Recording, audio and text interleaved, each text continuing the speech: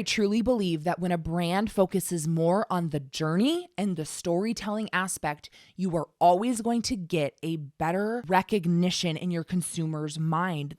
What I noticed was that connection and community were more important than Delta. Let's also point out it was full. This place was bustling. It was hopping, okay? So to want to stay in a place that is so busy really says something.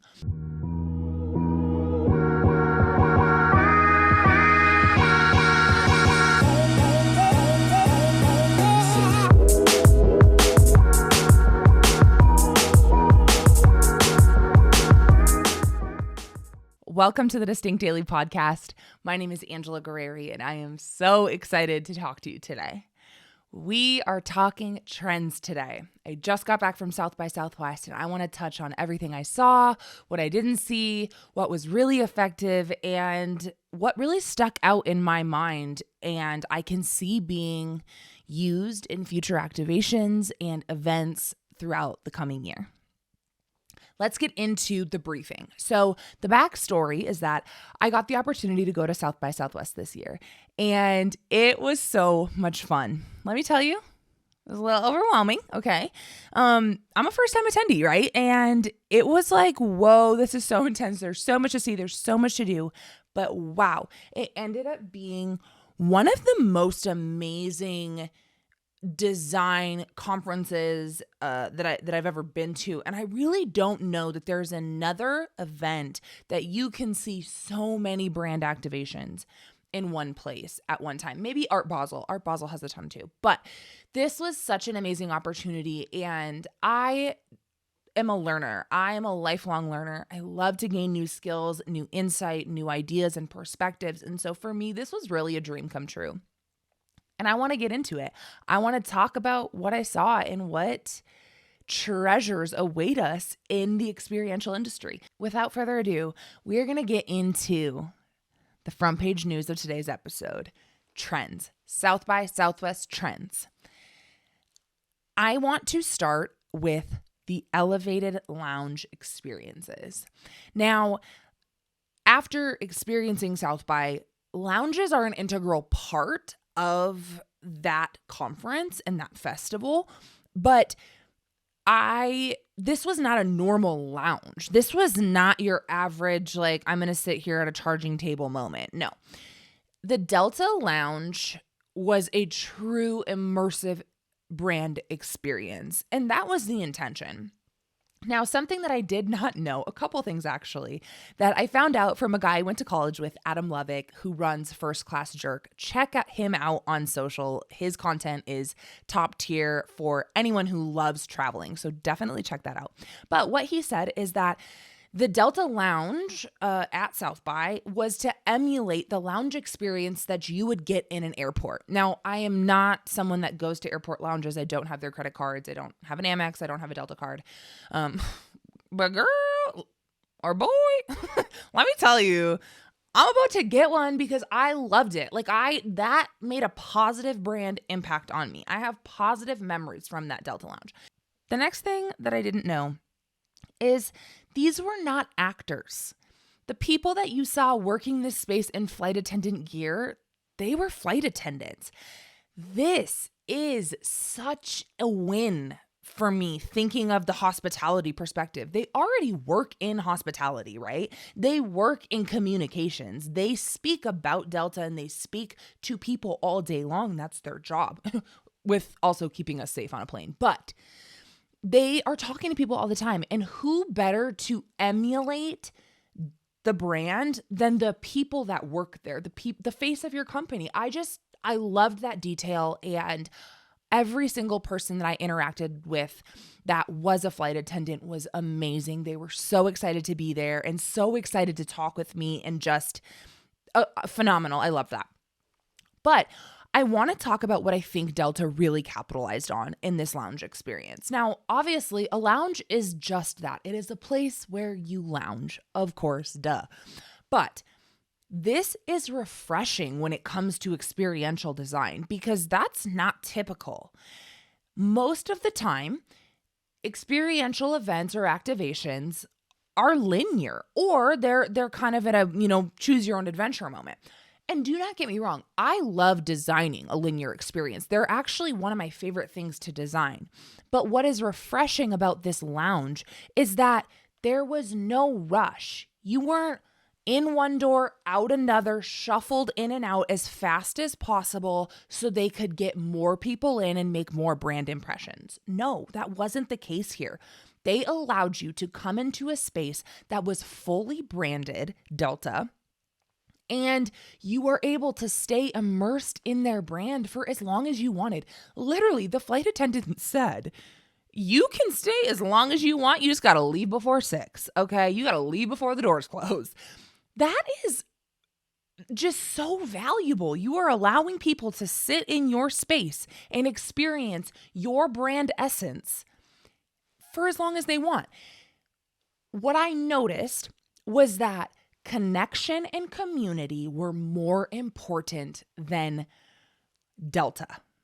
Now, obviously, we're in a Delta branded space, but it wasn't like they were screaming Delta at me everywhere I went. No, they just allowed me to sit and connect with who I was with. I got to talk to some new people. I got to talk to the flight attendants. I got to experience this beautiful space that made me want to stay in it. It increased my dwell time because the experience was not rushed. Now, let's also point out it was full. This place was bustling. It was hopping, okay? So to want to stay in a place that is so busy really says something. I also loved the fact that they had mocktails for order. That is something that I have been getting into lately. And I just loved the inclusivity of that. You could still have a beautiful beverage and feel included with coworkers or people that you are with that are also drinking, and you're not feeling left out of that social element of that. So overall, just loved how much they put connection and community at the forefront of that experience. Before we move on to the next trend, I just want to recap a couple of the other lounges that I experienced. I went to the Sao Paulo, I think that's how you say it, forgive me if I'm wrong, experience. And this was a cultural hub, which there was multiple cultural hubs around the entire the city. And I thought that's really cool and an amazing way for people coming from a different country or just coming from different places around the world to connect. But I absolutely loved that experience because they had a live artist. He was spray painting merchandise, and then they had a live band and drinks and food. They had a podcast station going on. So this was a very lively, energetic space. It was indoor, outdoors, and I really loved that experience. I loved getting to check that space out, and I really loved the aspect of having live music. The Registrant Lounge also had live music at it, and I thought that was really a great ad that you can go in, you can see all of the different brands that are kind of at the Registrant Lounge, and then, you're able to listen to some music as well. That is really cool. So overall, the lounges were such a highlight for me. I think that I was not expecting that at all, and I just loved the way that brands utilized that experience. Let's dive in to trend number 2, accessible exclusivity. Now, this is a term that I coined when I was talking to my coworker when we were at South by. And I might not have been the person that has made it up, but that's just what I called it when I was kind of reflecting on the Delta experience. Now, mind you, this is the same coworker that I went to the Super Bowl experience with, and she was there at Uber Eats. So this is an Uber Eats honorable mention. I'm very interested and impressed by brands using their apps as a form of data capture. So let's talk about Delta. The way that you entered the Delta space was you had to scan your SkyMiles account, okay? Well, it's exclusive because you have to have the SkyMiles account to enter the space. It's accessible because anybody can sign up for it. But it does allow that first initial threshold cross to say, okay, no, I'm interested in Delta. I will make an account to get in there, or I already have one, so I'm good to go. But you had to make sure that you had the app downloaded, and then they scanned your barcode, your SkyMiles barcode, and gave you a wristband, and that's how you were able to enter the space. Well, this is brilliant because, one, they already have an app. Delta and Uber Eats, they already had apps built, right? I mean, the whole Uber Eats, their whole thing is an app, right? You're only going to get the food delivered to you if you use their app, right? So you already have this built-in thing that you can utilize. Traditionally, we've seen, hey, can I scan your barcode and get your information? I know, whatever information that you've given to the conference. So, I typed in my city, where I'm from, and what company I work for. That's all the information you're typically getting, right? No. Delta now knows my SkyMiles number. They know how often I travel with them. They know if I have a credit card. They know if I traveled to Austin for South by Southwest with them. They know if I've already experienced their pop-up at the airport, which we'll get into later. But they have all of this information, and I thought, what an amazing way to then extend into the post-show experience, because, okay, they can say after they collect the data, hey, we had 1,000 really high-profile, high-mileage members visit our South by Lounge.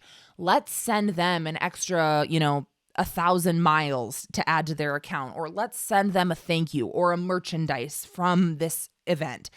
Now, I'm not saying that they did any of these. I just think that this was a phenomenal way to know more about who is coming into your space, and really effective.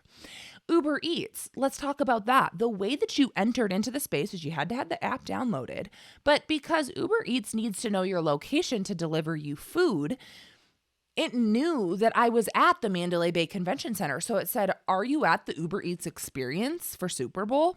Yes, start experience. And then it gives me these things that I can select. It's 4, 5 different add to cart. They're all $0. But then I have to actually go through and submit my order to push that through. And then that's what allows the person at the front to let me through and enter the store.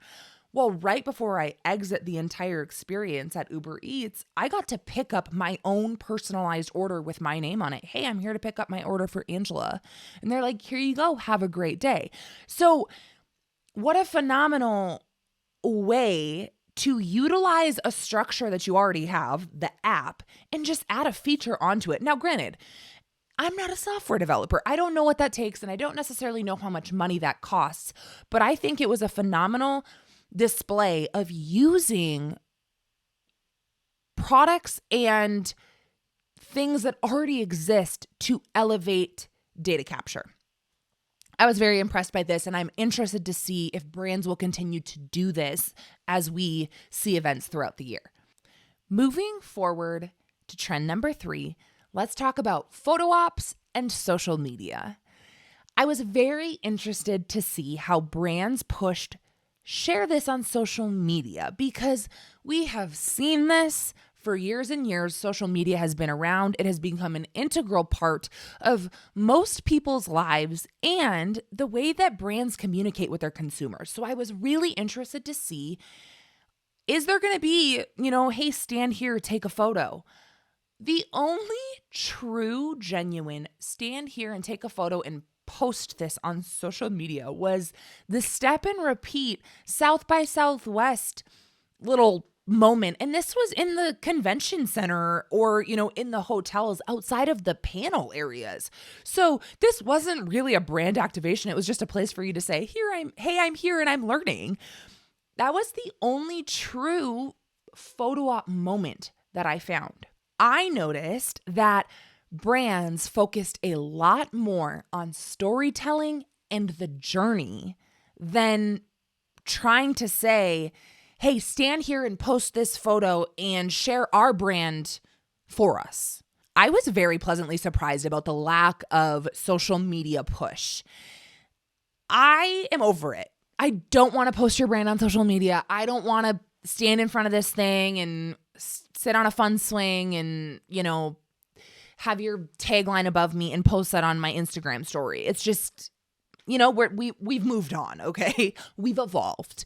And I was like, I don't have an interest of doing that until I got to the Porsche experience, until I went through their full service journey of a road trip through their brand. I'm in this beautifully curated space with color and the activation of senses in a space that's evoking awe and wonder and amazement out of me. Then I'm like, this is beautiful. This is like picture-esque.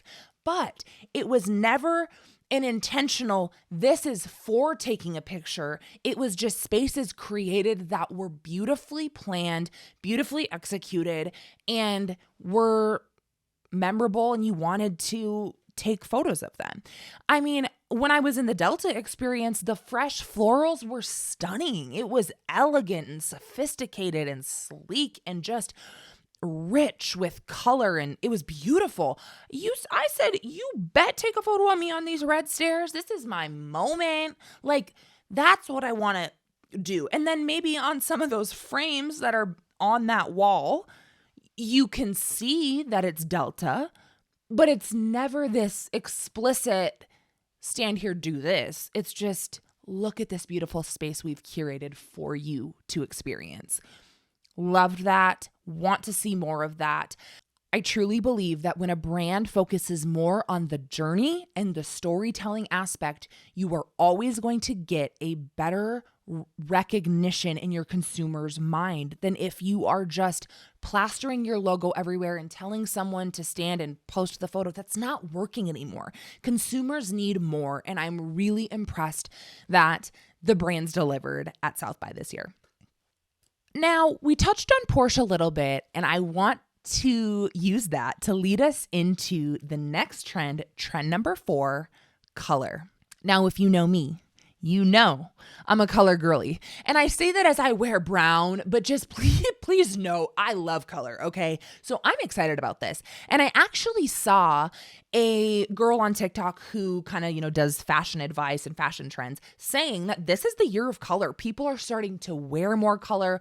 We've kind of moved on from the millennial gray in houses and this very cookie cutter. People are wanting to see some individuality, some character, some color. And this is exciting. And I'm very thrilled to see brands utilizing color. The Porsche experience was so amazing because I thought that they did an excellent job of using color as a form of wayfinding.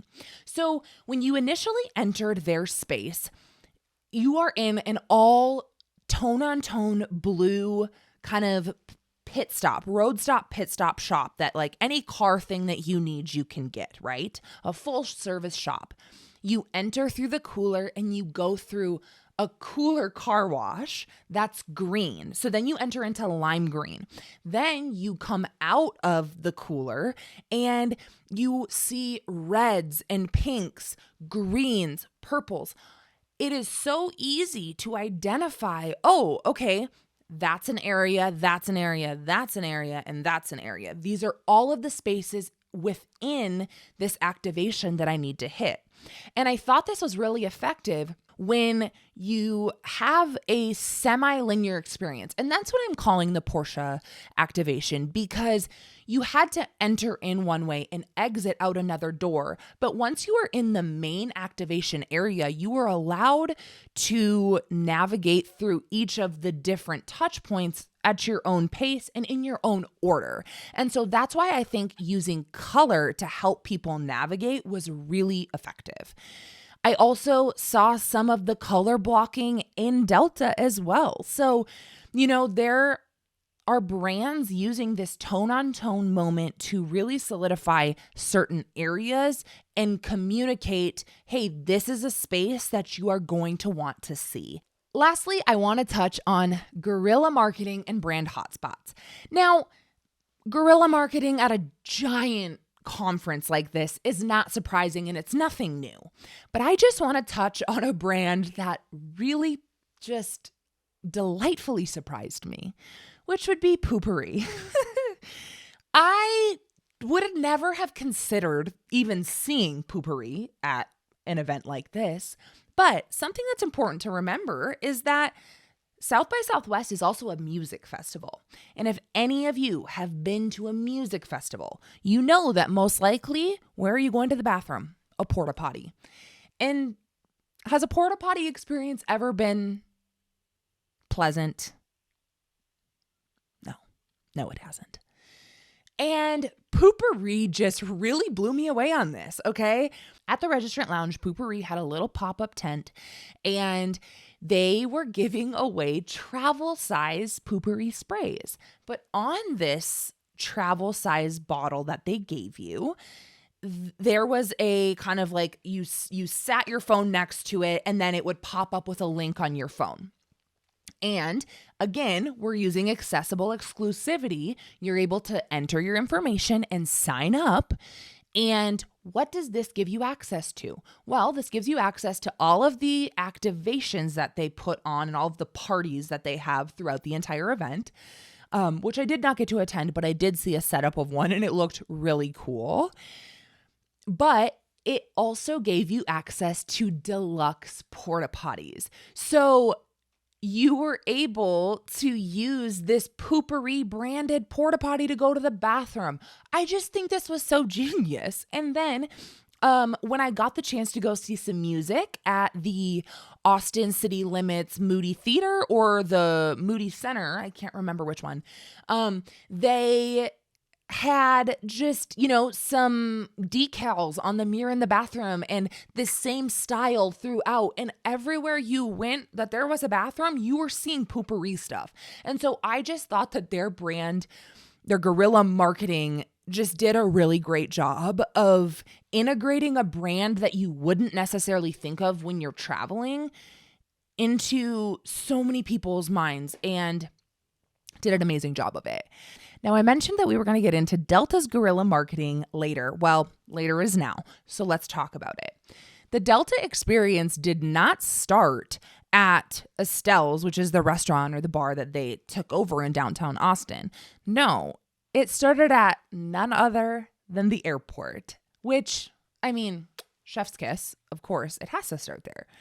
If you were flying into Austin with Delta, at their gates, they had a pop-up activation that gave you a little preview of what you were going to see in their lounge, and it invited you to the lounge. Now, you could also get these booklets in the lounge, which is where I got mine, but I think this is really awesome when you're traveling through the airport and you know you're going to hit South by Southwest in just a few short moments, that you can pick up and see, because what it has in here is, it's got a couple keepsakes for you. It's got a card on the back that tells you, hey, the Delta Lounge at Estelle's, the address is this, March 8th through 12th, 11 a.m. to 6 p.m. It gives you all the details on the back, places you can access Delta's Sync Wi-Fi, because Delta Sync is the element that they were really debuting in their lounge. And then it says your South by Southwest touchdown to-dos. So, hey, you've touchdown in Austin. Here's where you can find us. These are the places that you will experience Delta at South by Southwest. So I really loved the fact that they started their journey at the airport, because they're airport people, all right? To close us out, on the record, I want to state that a brand has to evolve with the needs of its consumers. And I am so excited to see that the brand activations at South by Southwest, they did that. They really did. And I think that, you can scream at your consumer, brand name, brand name, brand name, brand name, slap logos here and slap logos there. But storytelling, journey, experience, community, and connection will always need to be at the heart of your experience if you want to leave a lasting impact. So I hope this inspired you. I hope that some of these trends that you can take away and implement in projects that you've got coming up, or that you can just take note and start to see some of these things when you go to activations. Let me know what you thought. If you hit South by Southwest, let me know. What did you see? Did you see these trends? Did you pick up on this too? And if there's anything I missed, give me your thoughts, because I am always excited to be learning about what people are doing and how we're connecting with our customers. So thank you so much for watching. Like, subscribe, and comment. And until next time, we'll talk soon.